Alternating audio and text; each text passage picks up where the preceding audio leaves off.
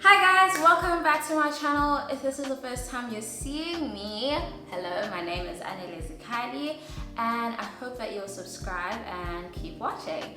So today I have a very special guest here, a friend that you see now.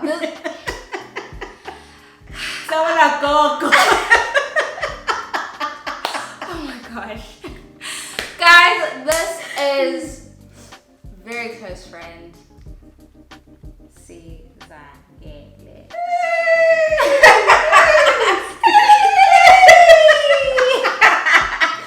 I have been wanting her to come on my channel because I know she's gonna call me for this, but she is a med student.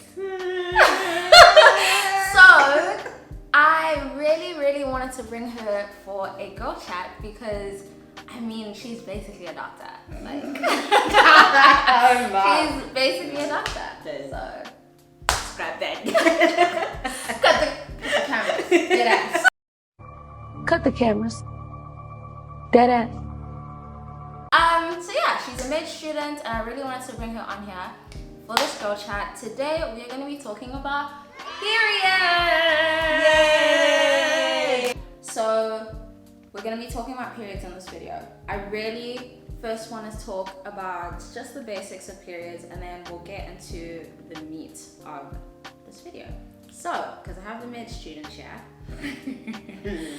I'm not gonna be the one who's gonna explain periods. Just like to say though, we're just stroking. Obviously she's not a medical professional, like neither one of us are. We are just trying to give a bit of a background on what a period is, and then we want to talk about our own experiences because I find that the reality is that you are most probably going to learn what a period is in school, but there's a lot more to periods that for some odd peculiar reason people just do not want to talk about or forget to talk about. I don't know what the reason is, but this video is a video where I really want us to get into some sort of depth, but just more on personal experiences. So, med students, take it away. Okay. When people go through periods, you get the thickening of a layer called the endometrium that's in the uterus. And the reason that it thickens is because during a process called ovulation, your ovaries release what we call an ovum, which is a gamete. A gamete is like a sex cell. Okay, and sex cells are important for reproduction. A period is basically when the endometrium lining in the uterus is shedding. Yeah, I forgot that part. Yes. That endometrium shrinks in the form of mucus and blood. And so that's your period. Menstruation, your period. So just to clarify, also menstruation is a cycle. So it is a 28-day cycle on average. It's between 28 days and 35 days. So it includes ovulation, the period. It's not just you shedding blood. It is a whole cycle every single month. That's when, I don't know, like when I looked it up, and I feel like this is the general consensus, it was described as this physiological process that happens only in women, which of course isn't true. So it's not just women who get periods. And I remember just telling, we were talking about this, I was so frustrated by just like science and the policing of women's bodies in science and how it's so not inclusive, and because of that it's oppressive, but also because it's limiting. But I think now we're seeing a lot of change and a lot more inclusivity. I tried to avoid like actual websites, and I decided like I wanted to read actual like academic papers. And yes, we've already spoken about how science is such a disappointment when it comes to marginalized communities, you know, and it's unfortunate that we have to include women in that, or anyone else for that matter. But it basically said that it's for the purpose of pregnancy, and it was just such a disappointment because then it goes to the whole unfortunate conversation of women just being, you know, there for the sake of pregnancy. So I just want to go into a few misconceptions, just quickly a few misconceptions. Number one, not all women get their period. Like, period. Like, some women can go their whole lives without getting a period. By the way, in the background, it's the sound of a generator because load shedding and we live in South Africa. So, yeah. Anywho, one of the main reasons why it gets separated into two categories. You get a primary category and a secondary category of, why you don't have your period. But one of the main reasons, and it's a secondary one, is polycystic ovarian syndrome, and it's actually a lot more common than people think. Second misconception. It's not only women who get periods. Yes, so that's the second misconception. So you get transgendered men, transgendered men who get periods. Yeah, so that's the second misconception. Third misconception is that you can lose your virginity using a tampon. Okay, let's just get a little bit into virginity. So, for a lot of people, the measure of virginity is hymen, whether the hymen is intact. But what a lot of people don't understand is that, number one, some people are born without hymens. That's true. Number two, hymens are not just like a sheath of tissue. Some of them are porous, some of them are shaped weirdly. So some people, if you lose your virginity, you might bleed. Some people might not bleed. It is a non-scientific way of proving virginity. So tampon will not take your virginity. The only real way to know whether someone is a virgin is by their word. Definitely. You just have to believe them, okay? A fifth misconception about periods is that they're always painful. So cramping is something that can come with periods, but something that I definitely learned is that a lot of people have periods without cramps. Yeah.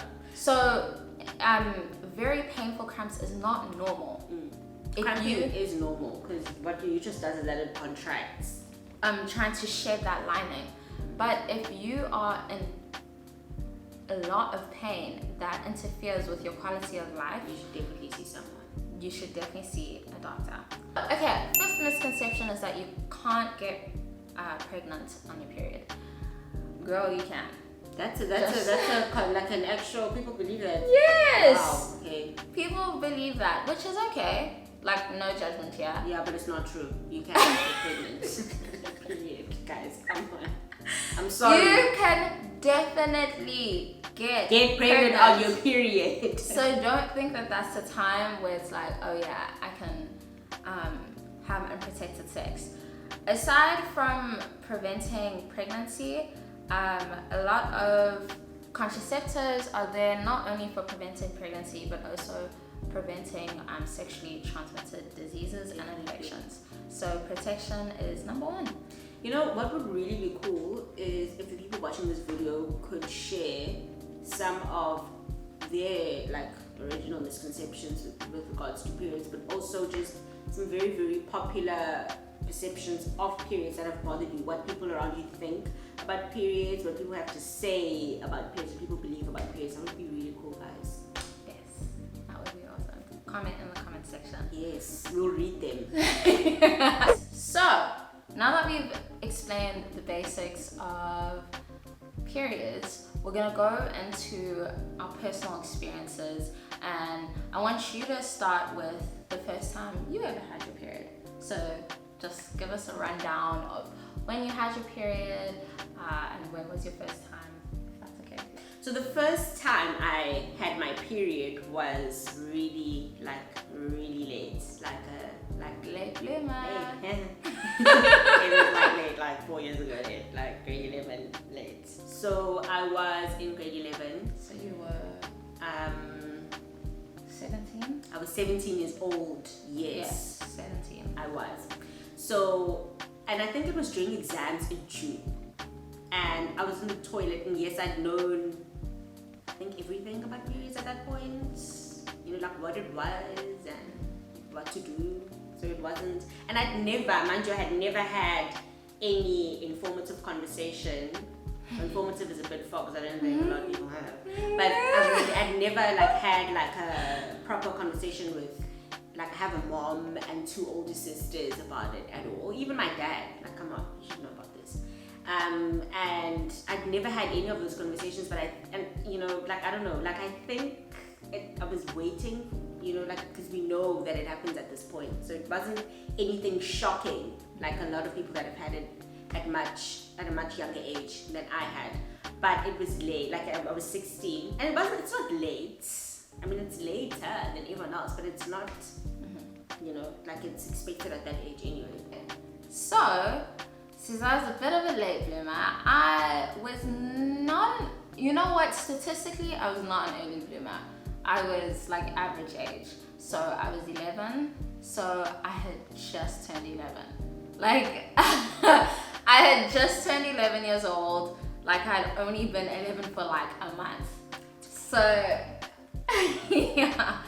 Luckily, it was a holiday, actually. It was Heritage Day. I remember, I don't know how I remember that, but it was Heritage Day. So I did not get my period while I was at school, thank the Lord.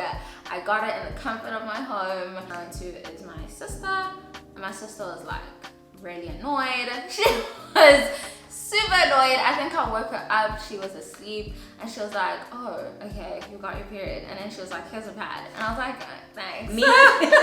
Like me. So there are a lot of oppressive ideas when it comes to definitely women's bodies. This is something that we're very familiar with, but more especially periods and the idea that periods are dirty. I mean, one of the main things that they emphasize, that a lot of your, you know, people that might tell you about periods emphasize, your parents, would be for you to stay clean.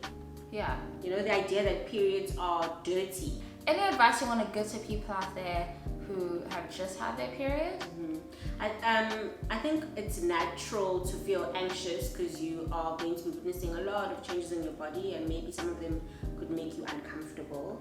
But I think it's important to turn to a much safer space. I mean, we just spoke about a lot of the crazy ideas that people have about periods, you know, and I think the last thing you need is to feel anxious by, you know, another person's idea of that, and that might even be your mother. So I think just go to a more reliable source with your questions, and I think we should normalize having open conversations about periods. So for everybody out there, my intention for this video was to just have a very open conversation. I didn't want to bash anyone, any cultural beliefs, but I do really feel like it is dangerous to not talk about something like this. Women's health is very important. People die because of misinformation and not knowing anything. So with that being said, I hope you guys enjoyed this video. Tell me in the comment section if you guys want more girl talks. I really enjoy topics like this. I really enjoy bringing people who are super smart. I really enjoy talking specifically about women. So yeah, I guess that's this video. Thank you guys so much for watching. If you haven't subscribed yet, like, get it together. And I hope you like this video, and we'll see you guys next time. I hope I'll have you on my channel again soon. Talk about periods.